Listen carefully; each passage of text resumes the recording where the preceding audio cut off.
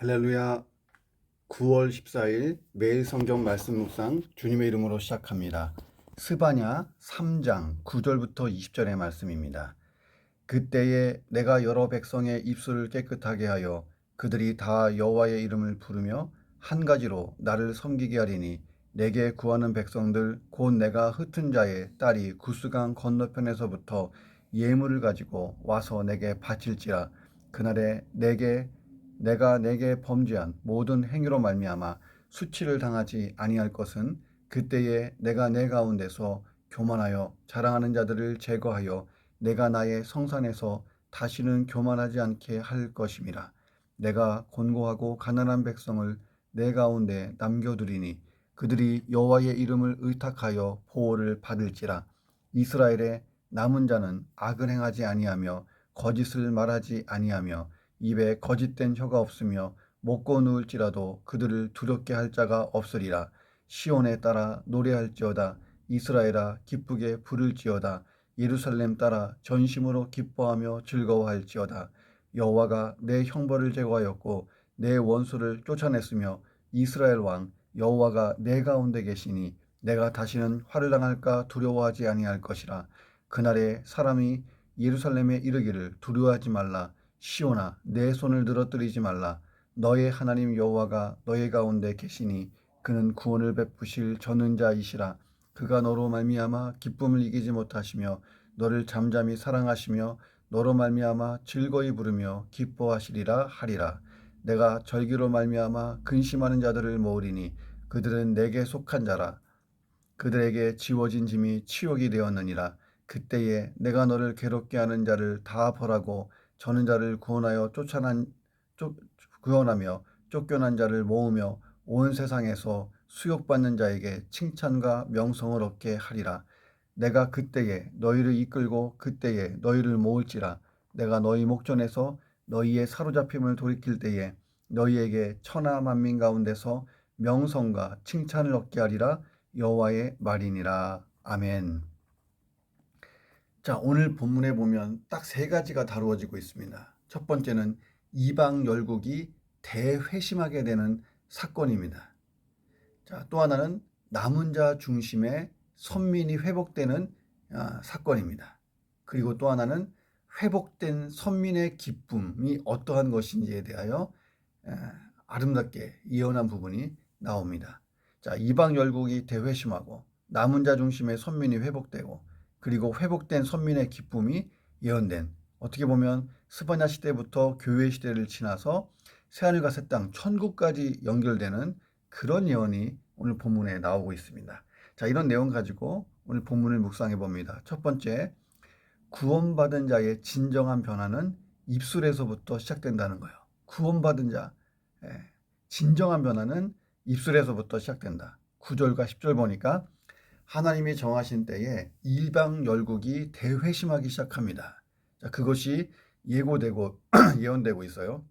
그때에 내가 여러 백성의 입술을 깨끗하게 하여 그들이 다 여호와의 이름을 부르며 한 가지로 나를 섬기게 하리니 내게 구하는 백성들 곧 내가 흩은 자의 딸이 구스강 건너편에서부터 예물을 가지고 와서 내게 바칠지라.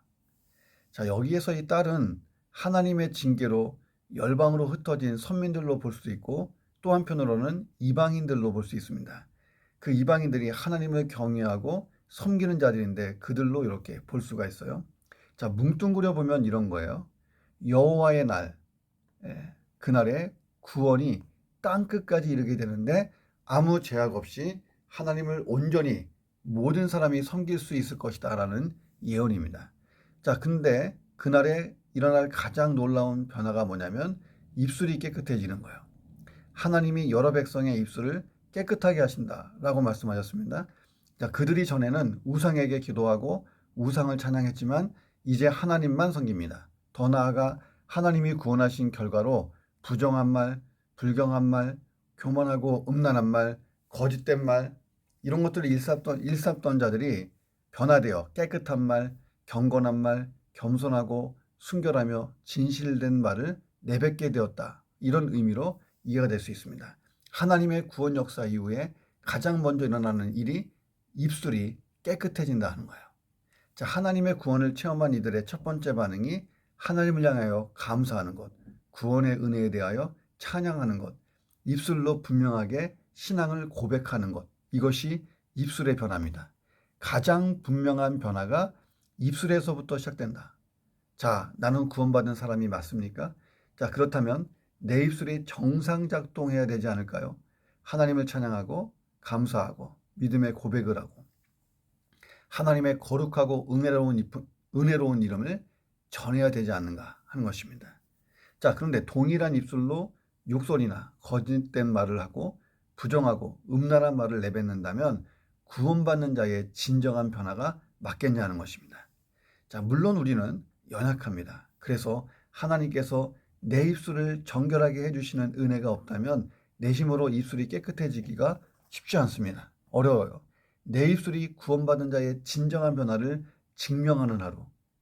우리의 구원은요, 거듭남, 그리고 예수님을 닮아가는 성화의 과정, 영화로운 구원의 완성의 과정, 우리의 몸이 신령한 몸으로 바뀌는 부활의 그 몸으로 바뀌는 영화로운 구원까지 구원은 진행형입니다. 이 구원은 영원히 변할 수 없는 하나님이 붙들어 주시는 영원한 구원이지만 구원의 완성은 예수님의 재림과 함께 우리가 천국 들어갈 때 끝난다는 거예요. 자, 우리가 천국 들어갈 때는 우리 몸이 신령한 몸으로 변화돼서 우리 입술이 아주 거룩하고 신령하게 될 것이에요.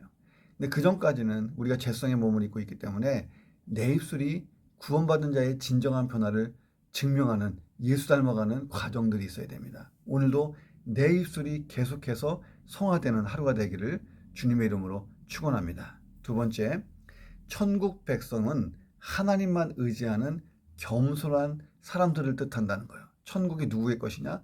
겸손한 사람들. 그 사람들의 특징이 뭐냐? 하나님만 딱 의지하고 사는 사람들. 자, 11절부터 13절에 보니까 선민이 회복되는 장면이 나와요.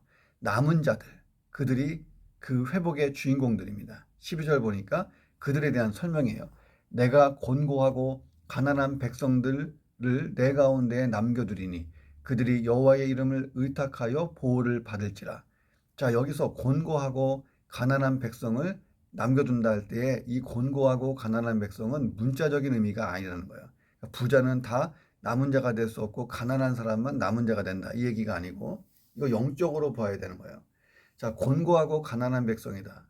이 말은 영적 의미로 오직 하나님만을 의지하는 겸손한 사람들을 뜻합니다. 그러니까 마태는 심령이 가난한 자는 복이 있나니 있겠잖아요. 그런데 누가는 가난한 자는 복이 있나니 해서 이 가난한 자가 복이 있다.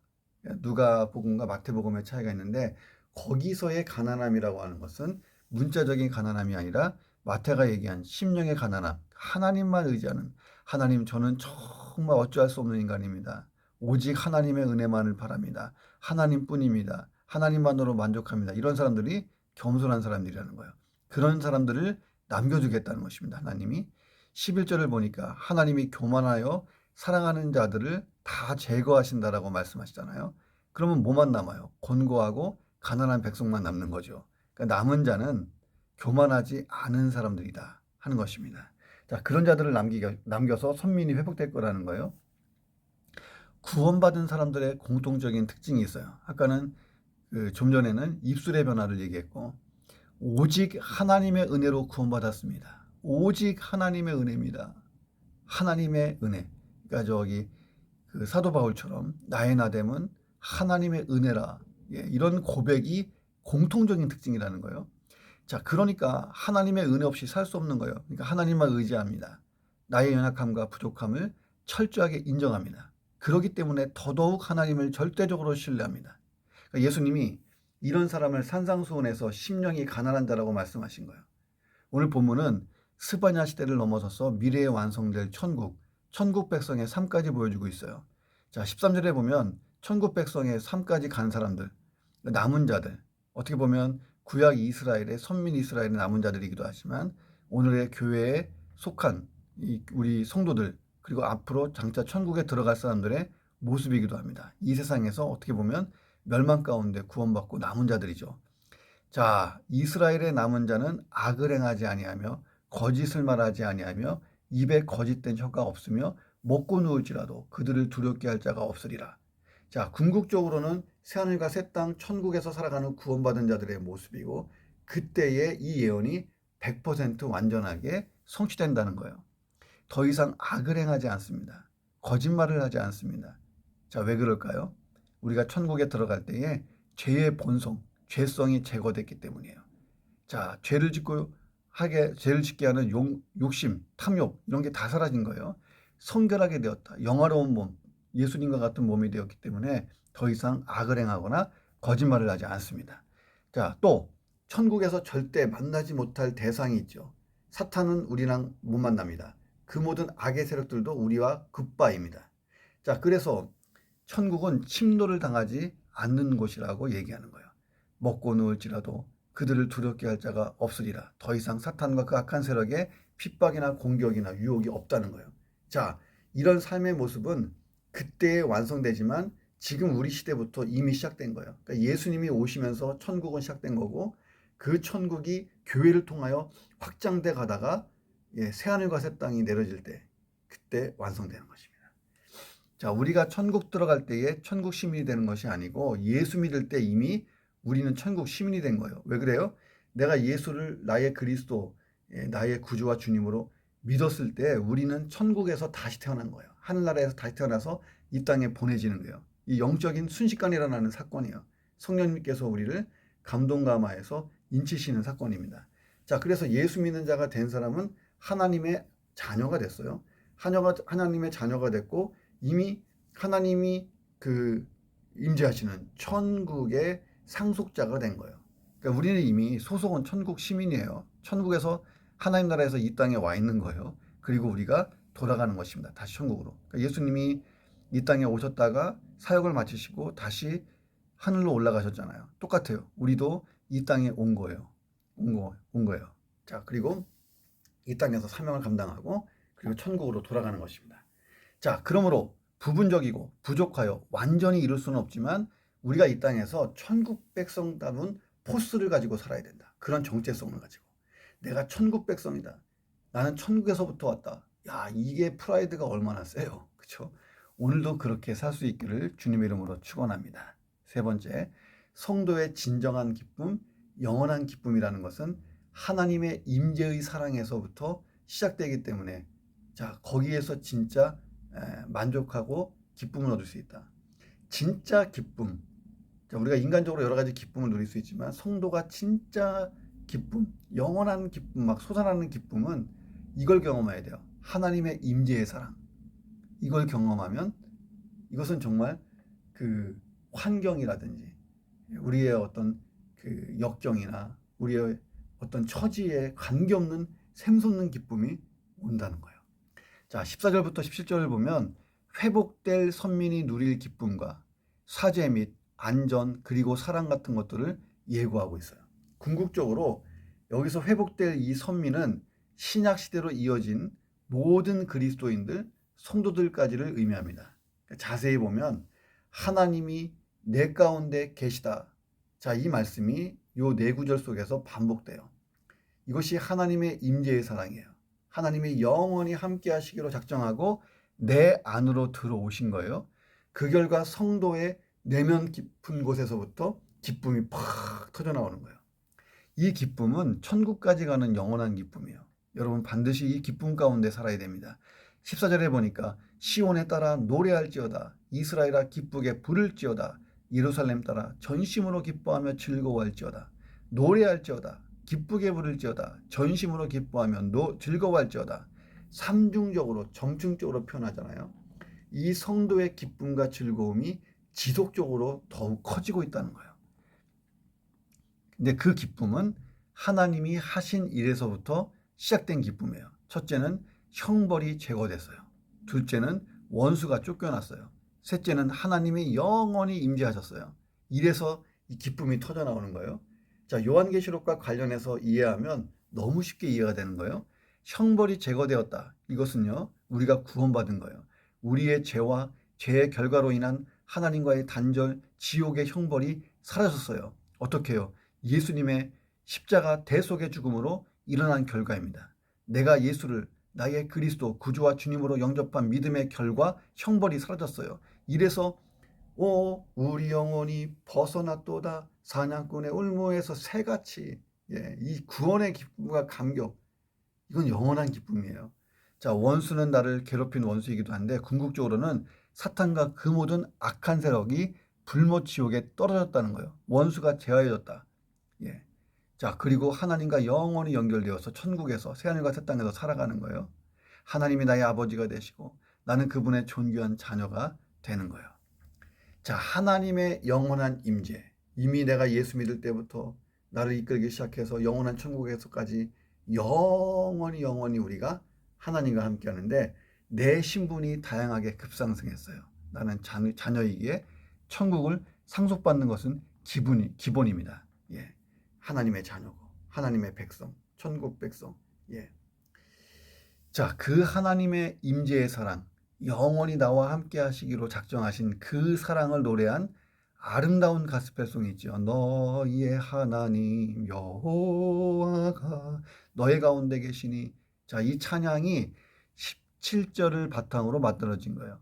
너희 하나님 여호와가 너희 가운데 계시니 그는 구원을 베푸실 전능자시라. 그가 너로 말미암아 기쁨을 이기지 못하시며 너를 잠잠히 사랑하시며 너로 말미암아 즐거이 부르며 기뻐하시리라.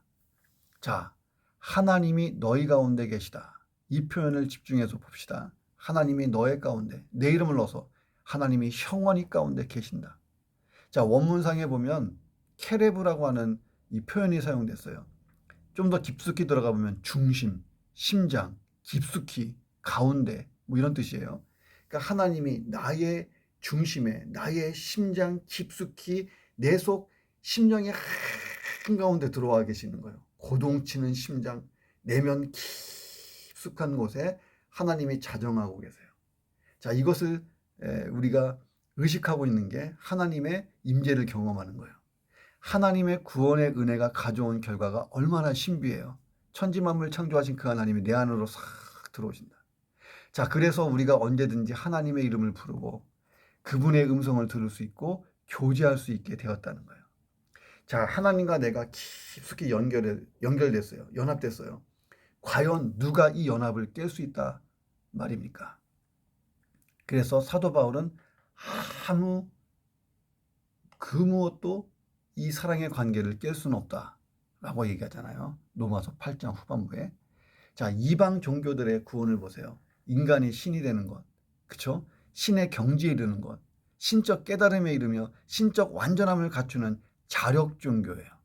자, 그래서 죄인들, 악인들, 허물과 오류로 가득한 자는 구원의 경지에 결단코 이르지 못합니다. 그들의 신들은 죄 많은 세상에서 사는 사람들과 거리를 두고 있는 신들이에요. 자, 그런데 성경이 증거하는 하나님의 구원을 보세요. 하나님이 우리에게로 내려오셔서 구원하십니다. 예수 그리스도 성자 하나님, 삼위일체 하나님 중에 예수님이 이 땅에 오셨잖아요. 그리고 차별이 없어요. 예수님을 만난 사람들 보세요. 차별 없이 아무나 다 받아주십니다. 철저한 자기 희생, 십자가의 죽음으로 우리를 구원하셨어요. 자, 십자가 대속의 죽음으로 구원하셨어요.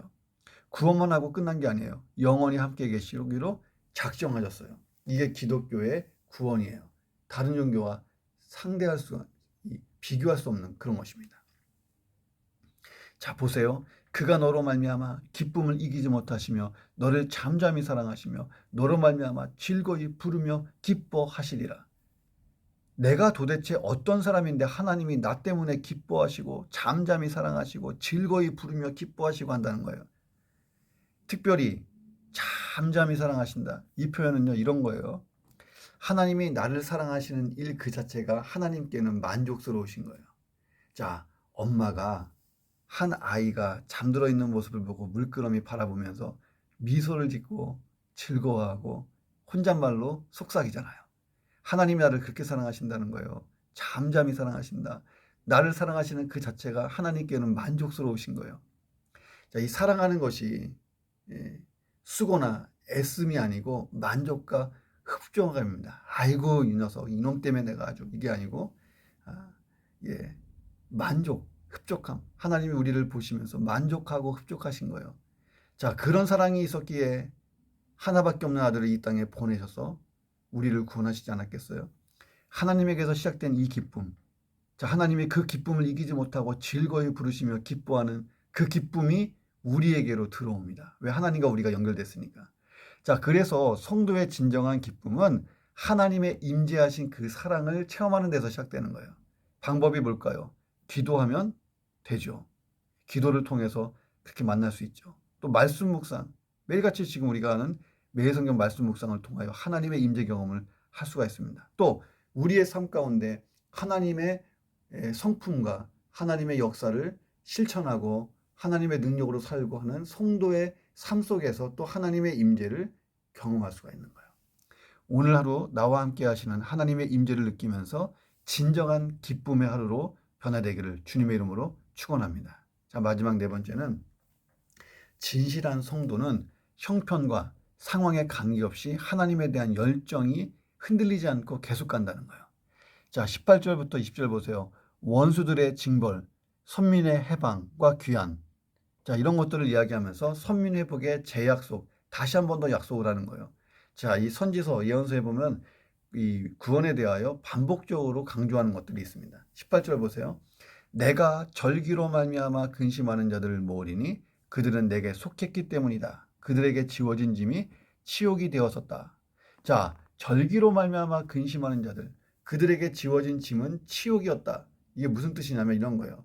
절기로 말미암아 근심하는 자들은 누구냐면 바벨론의 포로로 끌려가서 절기가 다가오는데 더 이상 지킬 수 없게 된 것을 나의 죄 때문이라고 깨닫고 슬퍼하며 회개하는 자들을 뜻합니다. 자, 보세요. 이스라엘은 유월절, 맥추절 또는 오순절, 초막절, 장막절, 수장절이라고 하는, 그러니까 유월절, 맥추절, 초막절 3대 절기가 있어요. 이 절기를 비롯해서 하나님 앞에 절기를 지킬 때마다 거룩한 성회로 모였어요. 예루살렘 성에 모여서 하나님께 예루살렘 성전에서 예배했다는 거예요. 자, 그런데 포로로 끌려왔잖아요. 바벨론에서. 그런데 바벨론에 왔는데 유월절 지나가죠. 맥추절 지나가죠. 초막절 지나가죠. 예루살렘에 갈 수 없죠. 너무 답답하고 슬프고 괴로운 거예요. 이것이 다 나와 우리 민족의 죄 때문이구나. 얼마나 회개했겠어요. 70년 동안. 그것이 짐이 되고 치욕까지 되는 거예요. 치욕. 자, 그들은 절기가 올 때마다 회개했어요. 하나님의 구원의 은혜를 사모했어요. 하나님을 향한 열정이 갈수록 대단해진 거예요. 그 결과 하나님의 응답도 일어나고 그들이 돌아오게 된 거예요. 자, 19절 20절 보세요. 그때에 내가 너를 괴롭게 하는 자를 다 벌하고 저는 자를 구원하여 쫓겨난 자를 모으며 온 세상에서 수욕받는 자에게 칭찬과 명성을 얻게 하리라. 내가 그때에 너희를 이끌고 그때에 너희를 모을지라. 내가 너희 목전에서 너희의 사로잡힘을 돌이킬 때에 너희에게 천하 만민 가운데서 명성과 칭찬을 얻게 하리라. 여호와의 말씀이니라. 이렇게 회복시켜 주신다는 거예요. 자, 진실한 성도는 형편과 상황에 관계없이 하나님을 향한 열정을 가지고 있습니다. 사람이 자기가 처한 환경이 어렵고 힘들면요, 자기 중심적으로 바뀌고 자기 방어적인 삶을 살기 마련이에요. 자, 요즘에 알아서 생존해라 하는 거 있잖아요. 각자 생존. 자, 각자 도생. 성도들 중에도 곤경이나 난관에 처하면 하나님의 말씀도 하나님의 뜻도 다 망각해버리고 오직 나의 편의와 유익만을 쫓는 데 급급한 경우가 많이 있습니다. 자, 그런데 신실한 성도는 바벨론 포로에 끌려가서도 그 절기 때문에 괴로워하면서 하나님을 그곳에서 예배하며 회개하고 기도했던 것처럼 어떤 상황에서도 어떤 형편에서도 하나님을 향한 열정이 그대로 있다는 거예요. 내가 진짜 진실한 성도냐 신실한 성도냐는 기쁠 때 모든 것이 형통할 때는 잘 평가될 수 없어요. 자, 괴롭고 힘든 고통의 상황에 가봐야 이 사람이 진짜 신실한 성도인가가 드러난다는 거예요. 때로는 하나님이 그거를 드러내시기 위하여 우리에게 연단하시기도 합니다. 자, 오히려 힘겨운 상황에서 더 타오르는 것, 이게 진짜 성도 아니에요? 나는 어때요? 열정을 회복하는 하루가 되시기를 주님의 이름으로 축원합니다. 기도하겠습니다.